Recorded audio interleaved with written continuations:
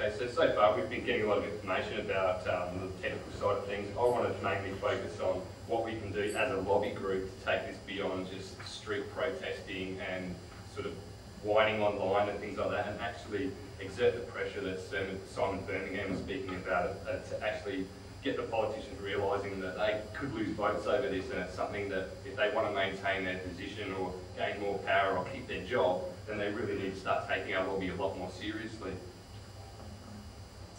I'll give you a background. My name's Andrew Glancey. I've been actively opposing this since 2008. I've been a member of the Digital Liberty Coalition. We organised a nationwide protest in December in all the capital cities, which I know a lot of you attended. We also did a follow-up in Canberra. And I should point out that I'm the Deputy President of the SA Pirate Party, which we're a registering political party at this moment, which we formed in part to debate this issue from within Parliament. But my involvement in this group is primarily as a concerned parent, clearly very concerned. I'm a proud father of 3 kids, and I've got grave concerns for the future of free speech and democracy in this country. But I also take great offence to the notion that the government wants to parent my children for me, and while adopting a policy that some child welfare groups, including Save the Children, who are the world's leading child rights agency, have actually deemed this to be fundamentally flawed and could actually make my children less safe. As the Senator discussed, this is going to lull a lot of parents into a false sense of security, and I don't see why something that's not going to work and is not going to help children should have so much money spent on it. So the previous direct action protest, there was some poorly attended protests in November of 2008, which prompted a lot of the experienced activists and concerned campaigners to sort of form together into a nationwide coalition, and we took on the name Digital Liberty Coalition, and together with groups like Get Up and the Electronic Frontiers Association, amongst many others, we formed a nationwide coalition to just try to give it some sort of focus. Here in South Australia, I worked with Stephen Norman and Michael Hill to host a rally here on Parliament House, which I know a lot of you attended. You could probably play Where's Wally and start picking yourself out some of these photos. Simultaneous protests were held in all the other major cities.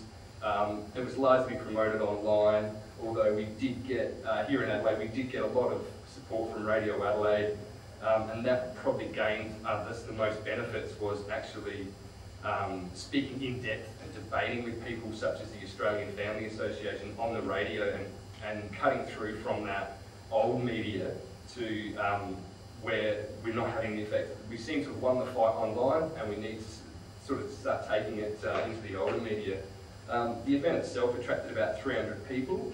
We had a few hastily organised speakers who some were not entirely well received.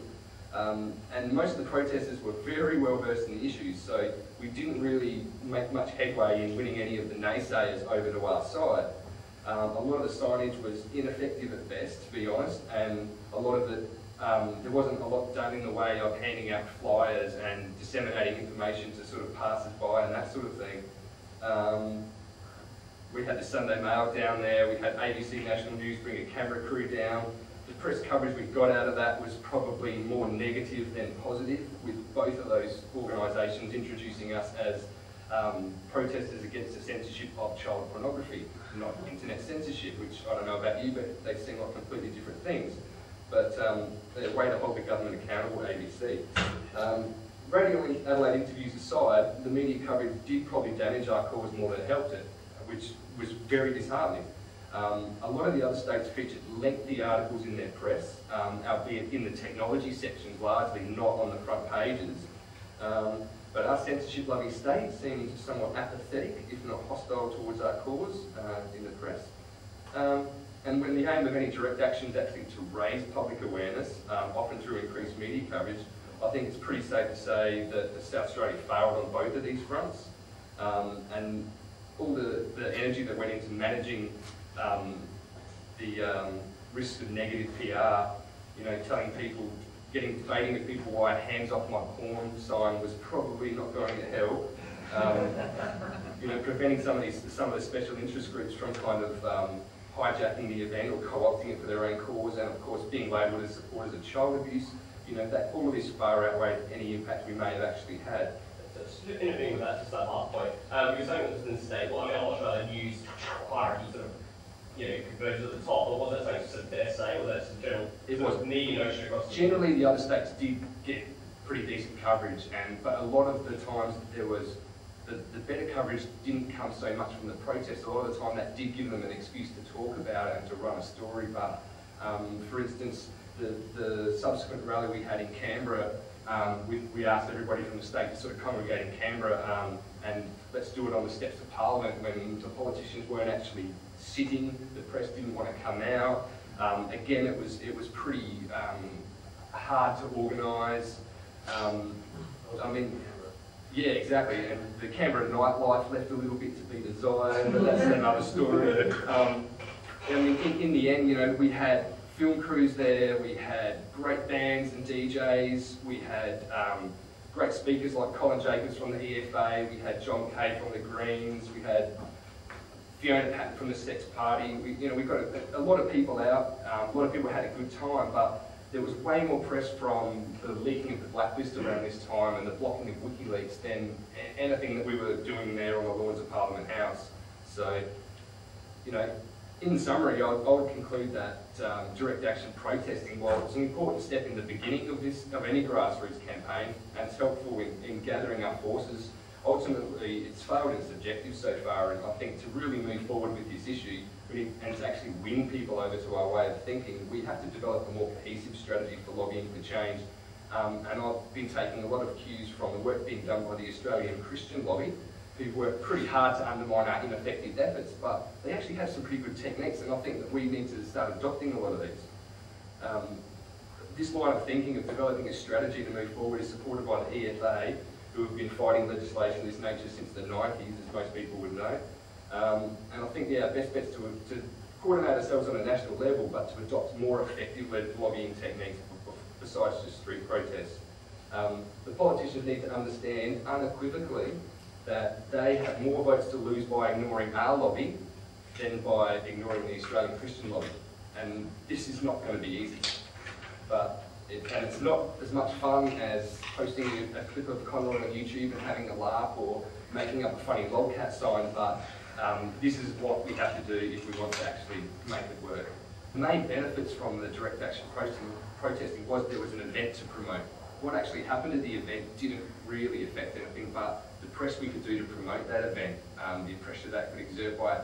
I mean, what we really needed to capitalise on and what it failed on is we got all these people together, even in South Australia, get 350 people together into the one room and actually be able to say to them, look, here's what to do now. Go out and write to your local members, go and visit your parliamentarians.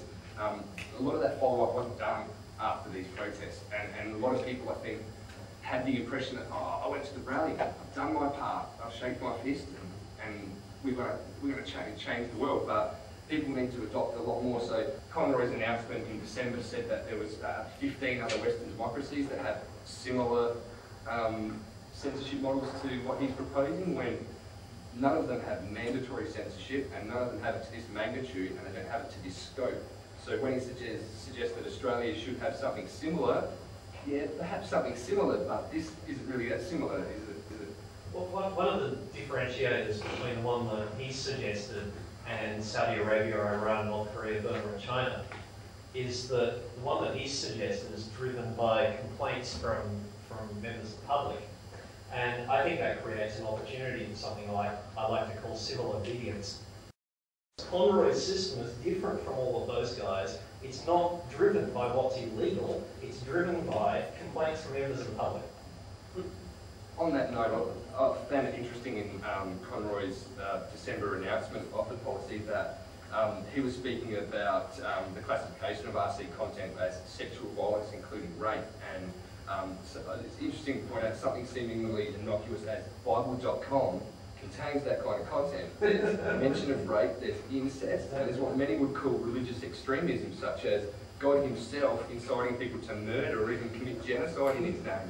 So I think within that scope, I think mainstream moderate Christians may not be reading those particular passages to their 8-year-old children. They might use the discretion to sort of go, there might be an age when this is appropriate for my kids, there might not be a time that's appropriate for my kids, but it's up to them to make that choice of when So the idea of mandatory censoring the Bible or the internet, I mean, you need to leave the choice up to parents, basically.